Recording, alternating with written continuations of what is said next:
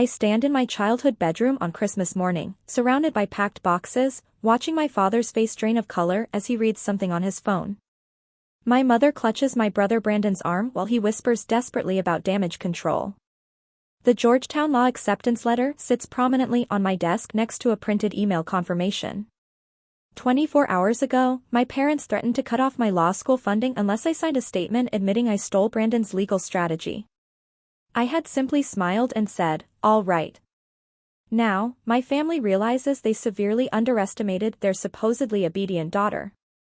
Drop a comment and let me know where you're listening from and what time it is for you right now. I'd love to know who's part of our community. My name is Alexis, and until 3 days ago, I believed my brother Brandon walked on water. At 27, he was a junior associate at one of Chicago's top corporate law firms, charming, handsome, and utterly incompetent. Meanwhile, I was just a third-year law student working as a glorified paralegal at the same firm, struggling through late nights while my parents constantly reminded me how lucky I was to even be in the same building as their golden boy. The dynamic in our household had been carved in stone since childhood. Brandon received the praise, the financial support, and the unwavering belief that he was destined for greatness. I received the leftover attention and the quiet expectation that I would support him from the shadows. But everything changed on Christmas Eve. The snow was falling heavy outside our family's estate in Lake Forest, burying the manicured lawns in white. Inside, the dining room was warm, smelling of roast beef and expensive wine, but the air felt thin, like it does right before a storm breaks. My father, Jeffrey, sat at the head of the table, swirling his glass of Pinot Noir. My mother, Cynthia, was nervously adjusting the centerpiece. And Brandon was smirking, that easy, arrogant smile that had gotten him out of trouble his entire life. "We need you to sign this, Alexis," my father said, sliding a single sheet of paper across the mahogany table. It was a typed statement. A confession. It said that I, Alexis, had accessed Brandon's files without permission and claimed his work on the Holloway merger as my own. It said I was withdrawing my complaint to the managing partner. It was a lie. A complete fabrication designed to save Brandon's career at the expense of mine. "If you don't sign it," my mother added, her voice trembling but hard, "we can't support your tuition for the final year at Georgetown. And you know how small Chicago is. Your father will make sure no firm hires a liability." I looked at them. Really looked at them. For years, I had thought their blindness to Brandon's faults was just love. Now I realized it was an investment strategy. They had poured their identity into his success, and they would bankrupt me to protect their asset. I didn't cry. I didn't argue. I didn't beg them to remember that I was their daughter too. Something inside me just snapped. Not loudly. It was a quiet, clean break, like a dry twig in winter. "All right," I said. I stood up and walked out of the dining room. I didn't go to the guest room where I usually stayed. I went to my old bedroom, the one they had turned into a storage space for Brandon's trophies and old suits. I started packing. I didn't pack everything. Just the things I had paid for myself. My laptop. My textbooks. The few clothes I had bought with my paralegal wages. I left the cashmere sweater my mother had given me for my birthday. I left the pearl earrings my father had bought when I got into law school, a gift that came with a lecture about how I needed to look more professional, like Brandon. I left them on the dresser, a small pile of expensive, conditional love. It wasn't shock I was feeling. It was clarity. For years, I had been tethered to them by this invisible chain of hope, the hope that if I worked hard enough, if I was loyal enough, they would finally see me. I had lived in a prison of my own making, believing that their approval was the currency I needed to survive. But as I zipped up my suitcase, I realized the door had been unlocked the whole time. I just had to be willing to walk through it.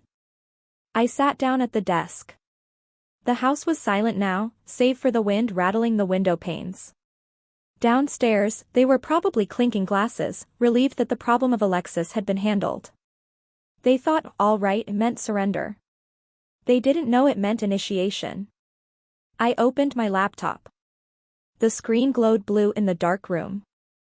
I had prepared the emails weeks ago, just in case. One to the Illinois Bar Association. One to the firm's ethics committee. One to the managing partner.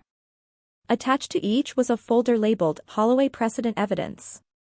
It contained timestamps, research logs, and the metadata proving I had written the strategy 6 months before Brandon even knew the case existed.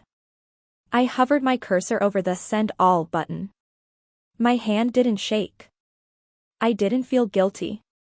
I felt lighter than I had in 22 years. I clicked Send. And then I waited for morning. Let me take you back to how this started. 6 months ago, I was buried in the archives of the firm, doing the grunt work Brandon was too busy to do. The firm was handling a massive merger between 2 pharmaceutical giants, a deal worth billions. The partners were stuck. Antitrust laws were blocking the deal, and if they couldn't find a loophole, the merger would die. Brandon was the lead associate on the file, which meant he was the one taking the clients to dinner and billing them for it. I was the paralegal assigned to assist to him, which meant doing his research while he networked. One night, at 3 a.m., deep in a stack of case law from the 1980s, I found it. The Holloway Precedent. It was an obscure ruling from a failed airline merger in 1989, but the legal logic was perfect. It created a specific exception for companies that provided essential public infrastructure. I remember the rush of adrenaline. It was the key. It was the golden ticket. I drafted a memo outlining the strategy, citing the Holloway case, and explaining exactly how we could apply it to the pharma deal.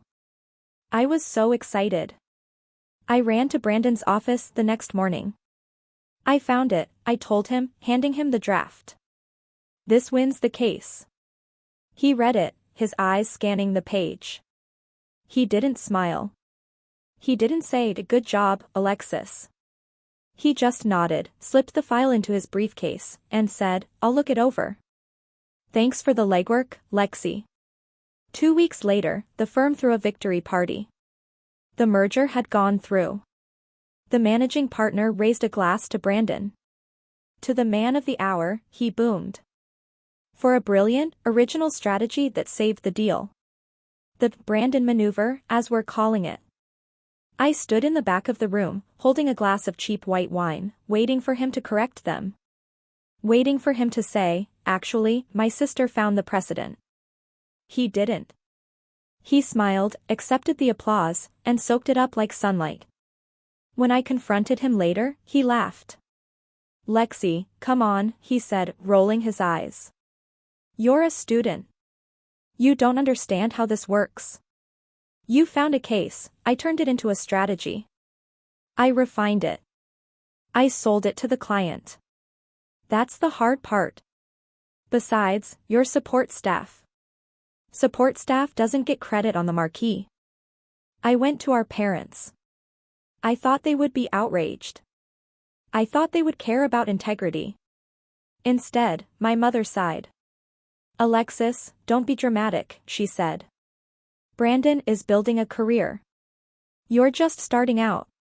Why are you trying to undercut him? Are you jealous?" Jealous.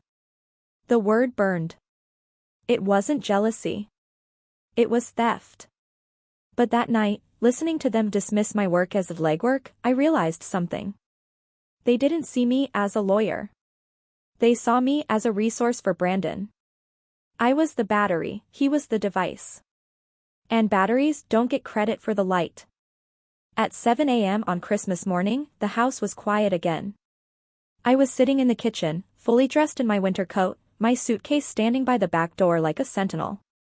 I had brewed a pot of coffee. The smell filled the room, rich and bitter, masking the scent of the impending disaster. My phone buzzed first. A single, short vibration on the marble countertop.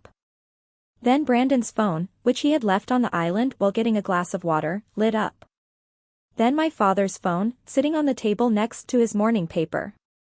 It wasn't a cacophony. It was a synchronized ripple of digital notifications. Brandon picked up his phone casually. "Probably Merry Christmas texts," he muttered, taking a sip of water. He swiped the screen. I watched his throat work as he swallowed. He froze. The glass didn't drop, that happens in movies. In real life, people just go very, very still, like prey sensing a predator. He read the notification. His face went the color of old ash. "Please tell me you didn't send it," he whispered. His voice was thin, unrecognizable. My father looked up from his paper, annoyed. "Send what? What is going on?" He picked up his own phone. He adjusted his reading glasses. I took a sip of my coffee. It was hot, scalding my tongue, grounding me in the moment. The Illinois Bar Association, my father read, his voice flat with confusion. Formal complaint regarding Brandon Jeffrey Miller. Intellectual property theft and ethical violation. He scrolled. Attached evidence, the Holloway drafts. He looked up at me. The confusion vanished, replaced by a terrifying, cold realization.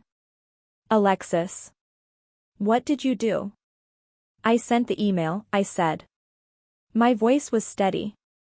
"I sent it to everyone. The bar. The firm. The partners."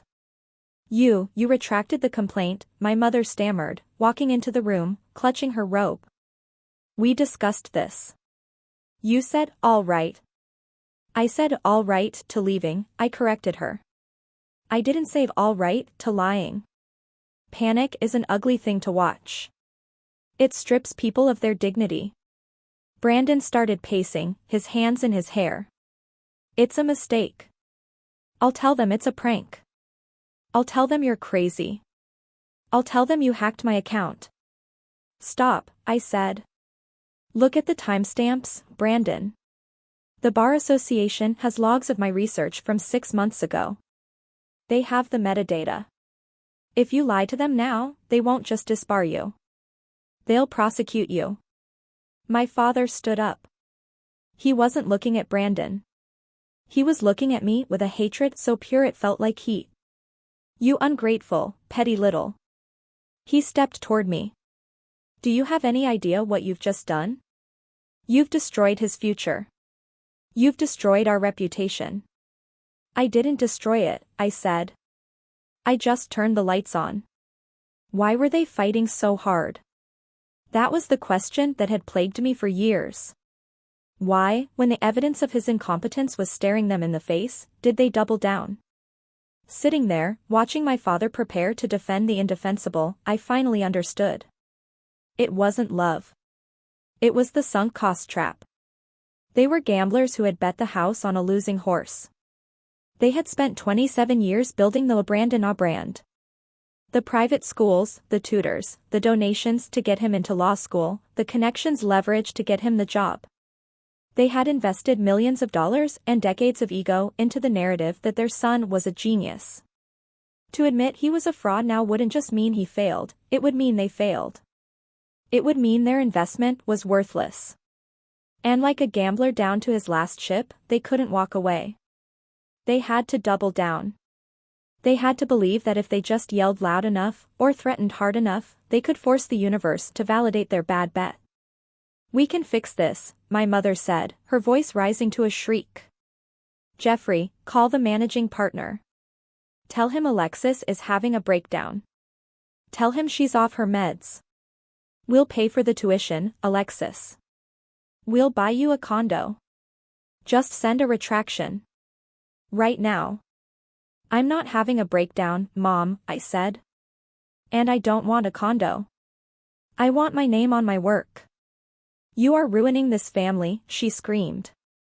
"No," I said. "I'm leaving it."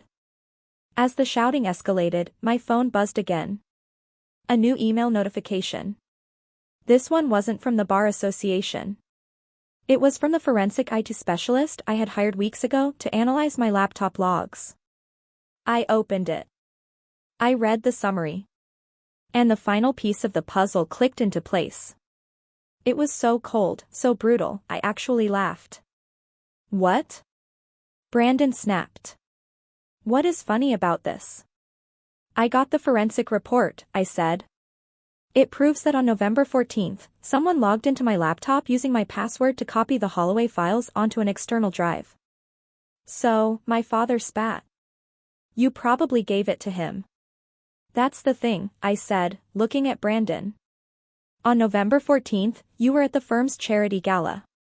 You're in the photos. You were tagged on Instagram at 8 p.m.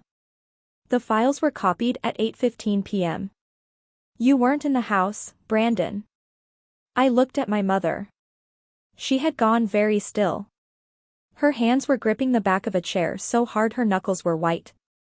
Who was home on November 14th? I asked. I was at the library. Brandon was at the gala. Dad was in New York. The silence that stretched out was heavy, suffocating. My mother closed her eyes. He needed help, she whispered. The air left the room. Cynthia, my father asked, his voice low. He was under so much pressure, she cried out, tears spilling over. He called me. He said he was going to lose the case. He said he needed a miracle. You weren't even using the computer, Alexis. You were just letting the files sit there. I gave him the password. I thought he would just borrow some ideas. I didn't think he would take everything. I looked at her. My mother. The woman who had taught me to tie my shoes. The woman who had told me to be a good sister. She hadn't just looked the other way.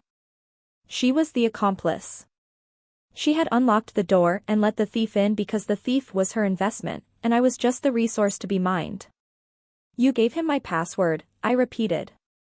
It wasn't a question. He is your brother, she sobbed. We are supposed to help each other. No, I said. You helped him. You robbed me. Any lingering guilt I had, any small thread of attachment to these people, incinerated in that moment. I wasn't their daughter. I was spare parts. Then the house phone rang. The landline. The one that only rang for serious business. My father stared at it like it was a bomb. He picked it up. Hello? I watched his face. If I thought he looked pale before, it was nothing compared to this. He looked like a man watching his own execution. He sank into the chair my mother was holding. Yes, he said. Yes, I understand the terms of the guarantee. But surely, 5 million? Is that firm? He listened for a long time. Then he hung up. He didn't look at me. He looked at Brandon. He looked at him with a mixture of horror and revulsion I will never forget. That was the managing partner, my father said. His voice was dead. He received your evidence, Alexis. He reviewed the Holloway precedent. He turned to Brandon. You idiot, my father whispered. You didn't even read it, did you? I skimmed it, Brandon stammered. The Holloway precedent, my father shouted, slamming his hand on the table, only applies to companies that provide essential public infrastructure. The pharmaceutical company is a private entity. By using that strategy, you didn't just win the merger, you opened the firm up to a federal antitrust violation because the exemption doesn't apply. The merger is void. The stock is tanking. The client is suing the firm for malpractice. And? Brandon asked, his voice trembling. And, my father said, pointing a shaking finger at him, because I co-signed your liability insurance as a condition of your employment, because I guaranteed your conduct, the firm is holding us personally liable for the damages. $5 million. My mother screamed. It was a raw, primal sound. We're ruined, my father said. The estate. The portfolio. It's all gone. They're freezing the assets today. He slumped forward, putting his head in his hands. The golden boy hadn't just lost his job. He had nuked the entire family fortune from orbit because he was too lazy to read the case law he stole. I stood up. I picked up my bag. The chaos in the kitchen was deafening, my mother sobbing, Brandon trying to stammer excuses, my father staring at the wall. I walked to the back door. Alexis, my mother cried out. She ran to me, grabbing my arm. Her eyes were wild. You can't leave. We have to fix this. You know the law. You can find a loophole. Please. Help us. I looked at her hand on my arm. The hand that had typed my password. I can't fix a lie, Mom, I said. I can only leave it. I pulled my arm free. I opened the door. The cold air hit me, biting and clean. I walked out into the snow, dragging my suitcase through the drifts. I didn't look back at the house. I didn't look back at the windows. I just walked toward the gate, toward the taxi I had called 10 minutes ago. 6 months later, I sat in a coffee shop in Georgetown. The spring air was warm. My law books were spread out on the table in front of me. I took a sip of my latte and opened the newspaper on my laptop. There it was, buried in the business section. Estate auction for prominent Chicago family. The Lake Forest house was sold to cover debts. Brandon had been formally disbarred. My parents were living in a rented condo in the suburbs. I felt nothing. No joy. No gloating. Just the quiet relief of a debt finally paid off. I closed the tab. I opened my own document. It was a law review article I was writing, properly attributed, fully researched. The title was The Holloway Precedent, Antitrust Implications in the Modern Era. If you are the one doing the work in the shadows while someone else stands in the light, listen to me. Don't scream. Don't beg them to see you. They see you fine, they just don't care because you are useful to them right where you are. Don't wait for permission to leave. Just pack. Your talent is your exit ticket. And the only person who can validate you is the one looking back in the mirror. If you've ever had to walk away to save yourself, share this story. You are not alone.